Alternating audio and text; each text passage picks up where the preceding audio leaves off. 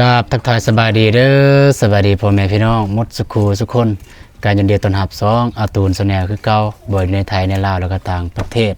แล้วก็ผู้ใหญ่ใจบุญนิมซีทุกท่านเด้อมื้อนี้ก็อยู่บ้านน้องกะเดยพี่น้องเอ้ยมาดำเนินเฮ็ดห้องน้ำพี่น้องเนาะนี่บ่าวน้องกำลังจัดการเลยนี่น้องกะเดยน้องทิพย์จันทร์สบายดีเด้อหมดทุกคนเด้อสบายดีเด้อเนาะพี่น้องเอ้ยบ่มีอารมณ์สิถ่ายคลิปเลยน้องกะ2ปิ้ว2ปิ้วบ่ฮู้สาเหตุ บ่ฮู้สาเหตุเลย2ปิ้วพี่น้องเอ้ยมันเด้งตื่นเช้ามาแล้วบ่เห็นเลยน้องบองก็เสร็จมาน้องบองเพิ่นสิลงคลิปแหละ เพราะเพิ่นถ่ายคลิปตอนเช้าเพิ่นเสร็จมาว่าเพิ่นว่าอ้าวมันคือเป็นจังซี่เอ้าเพิ่นได้เข้าไปเบิ่งบ่เห็นเลยวิดีโอก็บ่เห็นเลยหมดเลยแล้วพี่น้องเอ้ยเนาะก็มื้อนี้ก็บ่มีหยังหลายก็จะมาแจ้งว่าซองเบาตูนกับน้องบองในซองร่วมนี่มันปิวแล้วพี่น้องเอ้ยนี่มันบ่มีแล้วจากบัญชีแบบบ่มีเลยมันเตะออกเลยบ่เคยเห็นมาก่อนเลยคันว่าเบาตูนแก้ไขบ่ได้แม้แต่ว่าเบาตูนสิใส่ซองนี่เป็นซองสมองแล้วซองสำรองนี่ซองเบาตูนสแนลนี่เบาตูนสิเปลี่ยนชื่อพี่น้องเอ้ยสิเปลี่ยนชื่อแล้วสิใส่รูปแต่ว่าซองนี่มันบ่ดันตะกี้เคยใส่แล้วใส่ซองนี้แล้วตะกี้พอดีบ่ดันมันบ่ดันพอดีทีมงานบอกว่าเปลี่ยนซองใหม่เบาตูนก็เลยเปลี่ยนเป็นอาตูนสแนลซองใหม่นี่พอดีซองนี้มันจึงดันพี่น้องเนาะเราเบิ่งบัดแต่ว่าก็สิซอย FC พักดันแนวแต่ว่าก็สิลองเบิ่งว่าซองอาตูนสแนลนี้สิลองเปลี่ยนเป็นบองตูนคือเก่าพี่น้องเนาะก็ฝากกันเด้อฝากกันกดไลค์กดแชร์กดติดตามเบิ่งเพิ่นสิเข้าไปเช็คเบิ่งก่อนว่าซองนี้กดแนวยังเหลือเท่าใดต่อไปมองได้บ่ติดทำตัวนี้แล้วปะพอแล้วนี่พอไปเอาอีกแล้วบ่าวโดย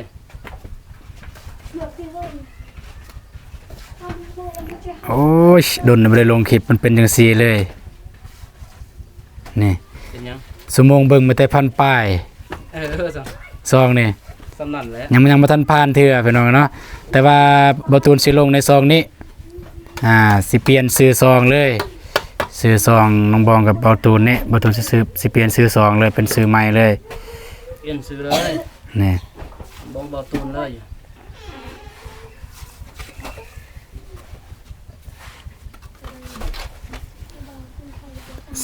สิเปลี่ยนอยู่นี่เลยพี่น้องกันเนาะ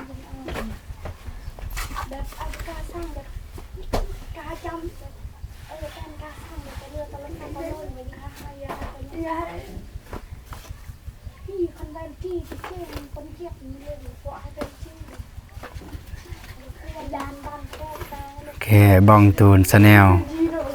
คือจะบ่บองตูนสแนลคือไว้น้องคือแล้วตูนนั่นแหละสองน้ำกันเนี่ย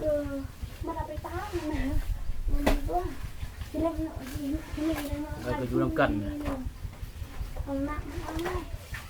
อะไรก็เปลี่ยนไม้บัดอยู่น้ำกันเลยก็น้องบ่องบัด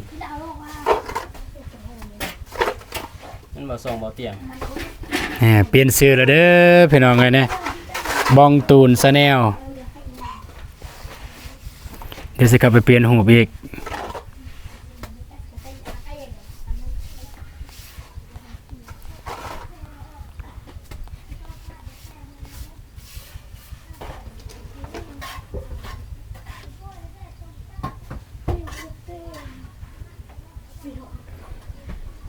เบิ่งอยู่ใส่เนาะหูบก็มีลายอยู่สิใส่แต่หูบเก่านั่นแหละพี่น้องเนาะเป็นหน้าสิได้พี่น้องเอ้ยเบิ่งสิใส่หูบเก่านั่นแหละหูบที่เคยใส่มื้อนั้นในซองเก่าหูบตัวบ่ตูนไปหาน้องบองอยู่ทุ่งนาพุ่นแล้วพี่น้อง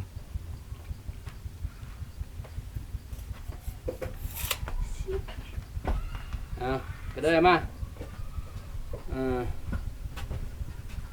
ดินบล็อกมาเลยดินบล็อก รูปนี้ซะ คนมาเลยโหลดดินบล็อก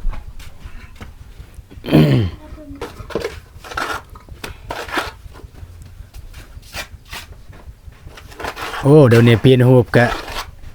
บอกให้ยืนยันในเดี๋ยวนี้เด้ โบยืนยันอีก แมน ไม่ให้โบยืนยัน โอเคเรียบร้อยพี่น้องเอ้ยแกไม่ได้ว่าสิใส่ซองนี่บาดนี่เพราะว่าซอง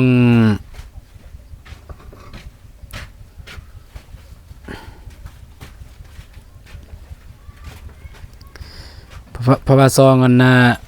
ตัวเก่าเข้าบ่ได้แล้วมันปิ้วเลยพี่น้องเอ้ยบ่ฮู้ว่ามันเกิดจากสาเหตุหยังแต่บ่ตูนคิดว่าเกิดจากเฮาบ่สามารถยืนยันเบอร์ได้เพราะว่าบ่ตูนเคยเข้าไปยืนยันแล้วยืนยันบ่ได้แล้วก็ถามครูบาอาจารย์เพิ่นก็โอ้ยากได้เพิ่นว่าได้คันให้ยืนยันเบอร์ ไปทางไปจัดก่อนเหรอ โดย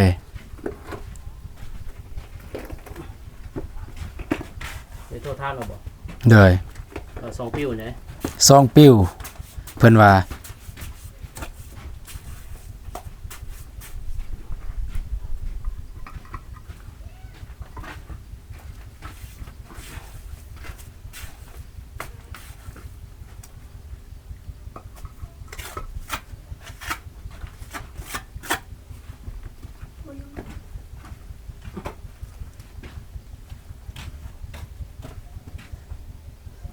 บ่เปลี่ยนก็ได้เอาตบแบบเก่าเลยก็ประมาณนี้พี่น้องเนาะก็อย่าลืมเข้าไปติดตามหน่อยเด้อเนาะแต่ว่ามื้อนี้น้องบองเพิ่นบ่ได้อยู่บ้านเพิ่นบ่ได้อยู่เฮือนเพิ่นไปสวนพี่น้องเอ้ยโอเคมันจะใส่ซองหลักซองนั่นแหละพี่น้องเนาะ เป็นไงมีสองท่านเนาะ เลยนี่บ่เห็นเลยพี่น้องเข้าทางนี้ก็ นักเลยคือว่ากระดันเอาสองอันนักได้ยินบ่อันหนึ่ง สลับบัญชีนี่ก็ไม่ได้ซองนี่ปกติมันมี3พี่น้องเวลาเบอร์ตูนเข้าจังซี่มันจะมีอยู่รูมอีก2บองตูนชาแนลประมาณนี้พี่น้องเนาะเป็นน่าเสียดายเด้เนาะซองนี่ก็ได้มันกำลังแล่นอยู่เนาะซองนี่กำลังแล่นอยู่ กำลังไปแล้วเขาว่าสิ่งบ่มีสิ่งที่แน่นอน บแน่นอนนี่ลีเดี๋ยวบตูนสิเข้าไปลงคลิปเก่าเด้อพี่น้องเอ้ยสิเข้าไปลงคลิปเก่าในซองที่บตูนเปลี่ยนเมื่อกี้นี้มีแต่ว่าอยากฝากพ่อแม่พี่น้องเข้าไปเบิ่งหน่อยเด้อ ติดตามหัน โดย ทางใจหัน นี่สิเข้าไปลงในซองนี่เด้อพี่น้องเอ้ยสิเอาคลิปเก่าลงนั่นแหละคลิปที่ถ่ายกับน้องบ้องนั่นแหละ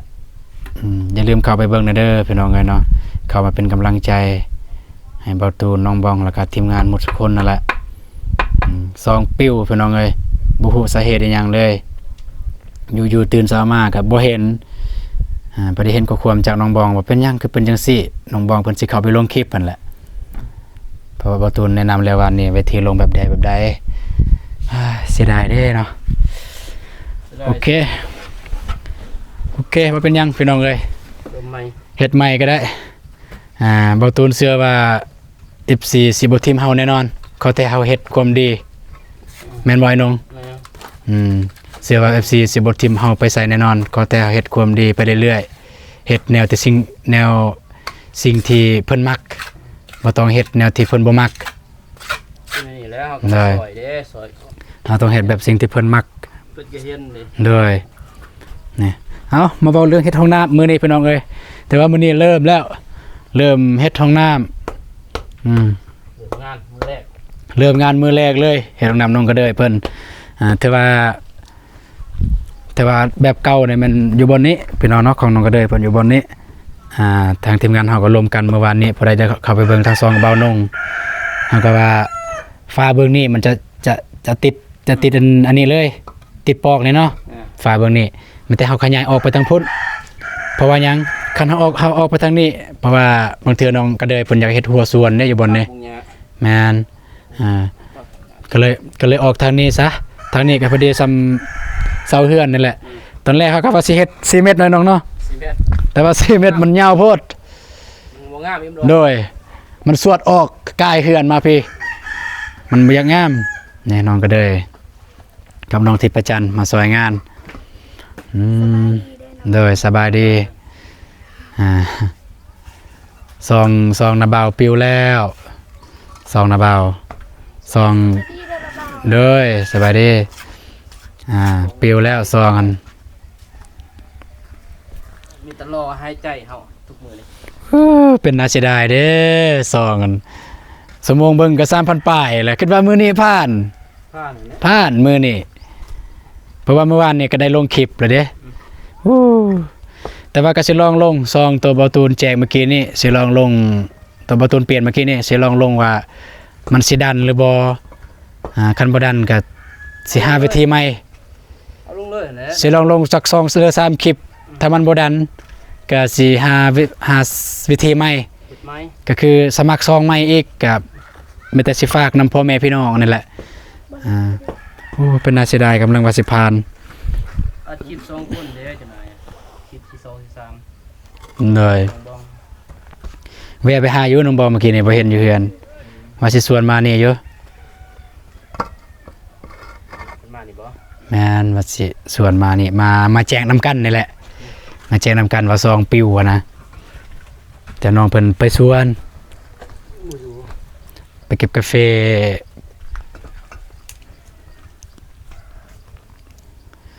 โอเคเพิ่นๆเนาะก็มีแต่ว่าติดตามเบิ่งห้องน้ำทีมงานเฮาจะเฮ็ดในรูปแบบใด มารอเบิ่งรอส้มถ้าผมเป็นสร้างเนาะ เลย จะกินส้มได้พี่น้องเอ้ยแต่บ่เห็นบ่คาบ่งามเลย จะเฮ็ดเองเลยเฮาสิหาคนอื่นเฮ็ดช่วงนี้คือสิบ่ทันดอกเขาเนาะ บ่มีเลย บ่มีไผทันดอกช่วงนี้ เกี่ยวข้าวกินกาแฟหมดไผ แม่แต่น้องแม่แต่พ่อน้องก็เด้ยก็ยังบ่ทันเพราะว่ายังไปรับจ้าง มีเงินไหม บ่มีเงินจูนเจือในครอบครัวเด้อืม เอาอยู่ที่ เอา แล้ว เด้ย เอา เอาสู้ๆน้องก็เด้ยตะกี้น้องสลีตะกี้หูพังคล้ายๆคือกันแหละเจ้ากับน้องสลี คล้ายคือกันนั่นแหละอ่า ดีเนาะ ตะกี้น้องสลีและเพิ่นเฮ็ดจังซี่ให้กัน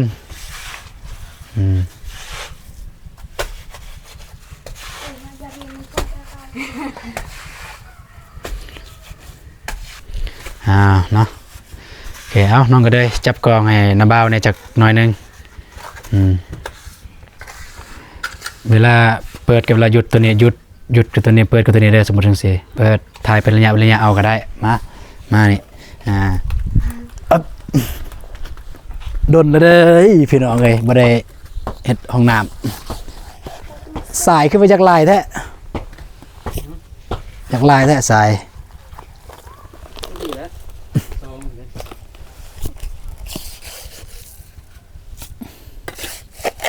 ใส่2อัน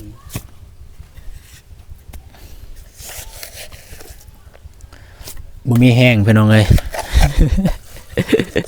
บ่มีแห้งสิถ่ายคลิปบ่มีแห้งสิเฮ็ดห้องน้ำซองปิวกำลังดีใจออกดีใจโอ้ย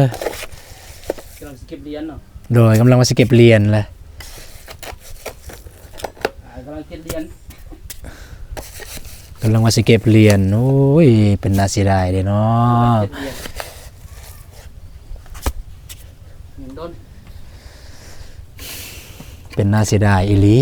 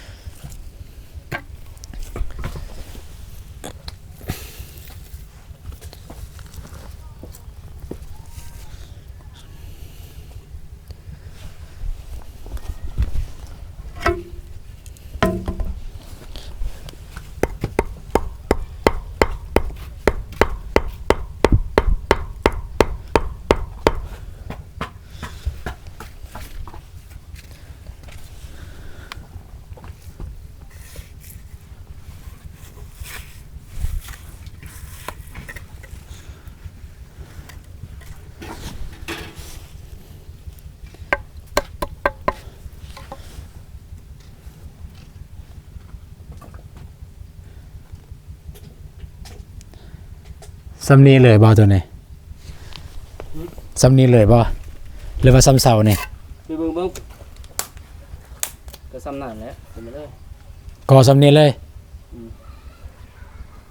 เอาซ้ำเศร้าบ่ กันว่าสิเอาซ้ำเสากันว่าสิเอาซ้ำนี้ เอาผมยึดตายเก็บแต่ซ้ำตัวเอา แม่นบ่เพราะว่ามันสวดออกน้องก็เริ่มเบิ่งแล้วมันหยับเข้าบ่เนาะ อืม หยับ งามกับทักไหมอันนี้ใส่ซ้ำเลยเจ้าเพียกนอกดีใส่เพียกนอกเอาเห็นบ่ตอกอยู่นอกเลยบ่ดูอันนี้ยับซ้ำนั้นเป็นเพียกนอกเลยยับเข้าแล้วก็แทกไหมเท่าไหร่ได้บ่15จับเบิ่งจับถึงเรียนตัวนี้บ่ อืม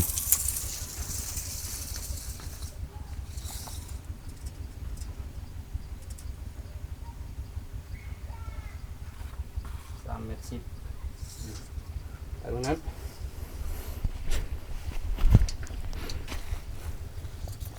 เอา3 เมตร 10ซ้ำใด นี่ได้3 เมตร 10ย้ำมา ซ้ำนี้แหละ มันบ่ อ่า โอเคได้แล้ว ได้แล้วบ่ โ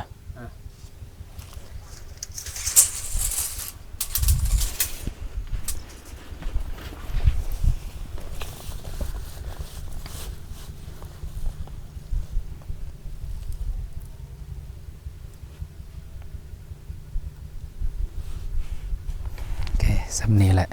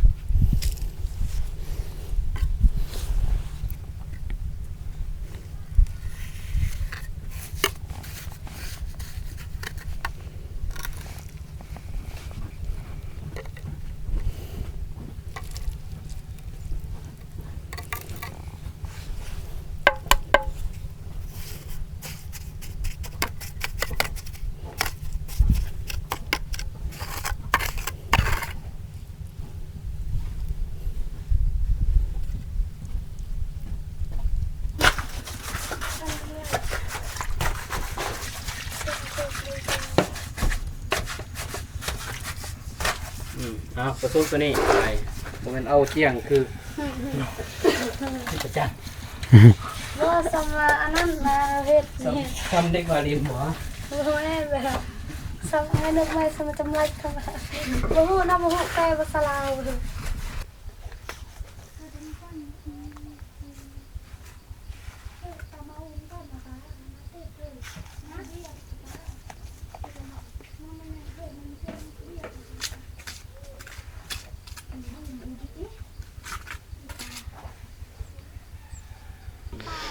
โอเคพอไปพี่น้องเนาะก็ประมาณนี้แหละพี่น้องเลยแต่ว่าเป็นเรื่องน่าโศกเศร้าเสียใจมันเนี่ยบ่ตูนบ่มีแฮงสิเฮ็ดห้องน้ำเบาแท้เลยเนี่ย บ่มีห้องน้ำบ่มีแฮงสิถ่ายคลิปบ่มีแฮงสิเฮ็ดห้องน้ำเลยบัดนี้ น้องบ้องบ่อยู่เลยบ่ บ่แม่นซองปิว น้องบ้องบ่อยู่ กำลังว่าจะได้เก็บเหรียญพี่น้องเอ้ยเป็นน่าเสียดายอีหลีผู้ติดตามก็ 3,000 4,000 แล้วผู้ติดตาม 4,000แล้ว โดย 4,000 ผู้ติดตามแล้วก็